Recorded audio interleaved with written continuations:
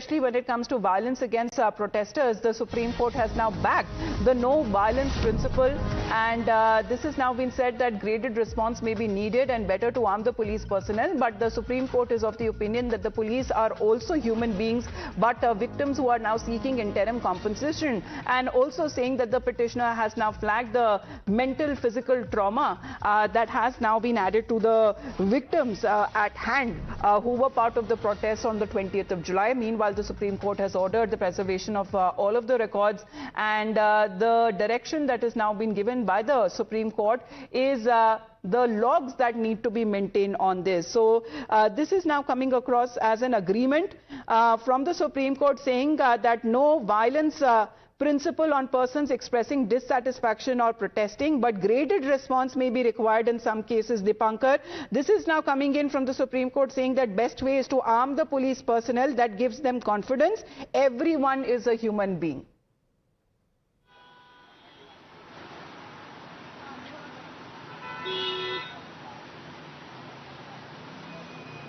Dipankar, can you hear me? We have Priyank and Bhavtosh also joining us. Quick update from the Supreme Court, please.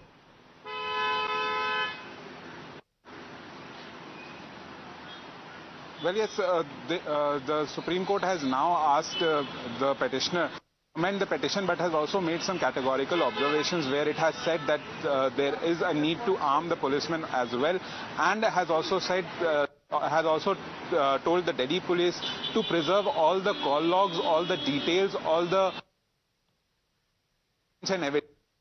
Losing your audio, Dipankar. Let me connect with Bhavtosh on this. Bhavtosh, yes, this seems to be the directions that is now coming in from the Supreme Court, asking the petitioner to amend the petition and come back on a later date. Yes, Amita, in fact, the brief hearing that took place before the Chief Justices of India's bench, Justice Bagchi, in fact, mentioned that there should be a graded response, primarily on the grounds that he said that what would you do in a situation in which the crowd turns violent. And also he mentioned that in colonial era, or when colonial power was there, even the police was asked to fire shots chest above, to which Solicitor General has said that there should always be a graded response. And he said that police personnel with lathis cannot deal with crowd or the mob which turns violence.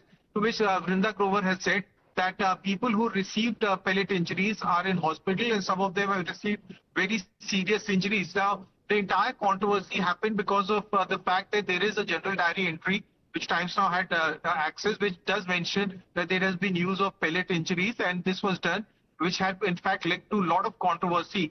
Remember, this is the first time, Amita, that pellet weapons have been used in Delhi.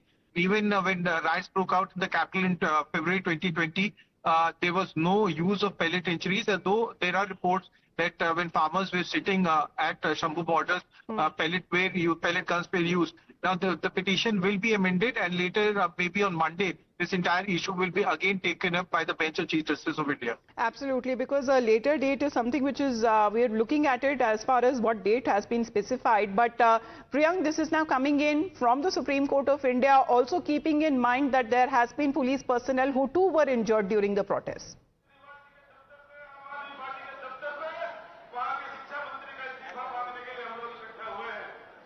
Priyank, can you take up that question, please?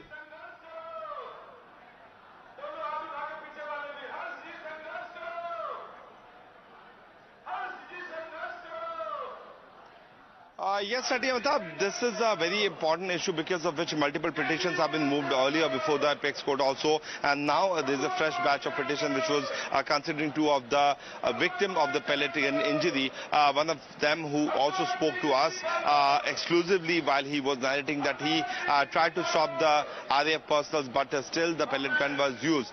This is a certainly pertaining issue on which the courts have been hearing this petition, although the petition has been told to modify this petition because there has to be a norm which need to be decided before this kind of petition can have another judgment, because security personnel also do have their right to protect their their life. This is what has also been stated subtly by the head of the CRPF, Gyanendra Pratap Singh, where he stated that any security person, while he is discharging his duty properly, will be backed by the CRPF. Response was necessary to maintain law and order, but the CJI said, however, we shall shall order a comprehensive treatment to be provided to the two patients there, and then they are expected to amend the petition and come back to the court at a later date. Thank you very much, Dipankar, Bhavtosh and Priyank, for getting us those updates. These are the updates that we are following up coming in from the Supreme Court of India.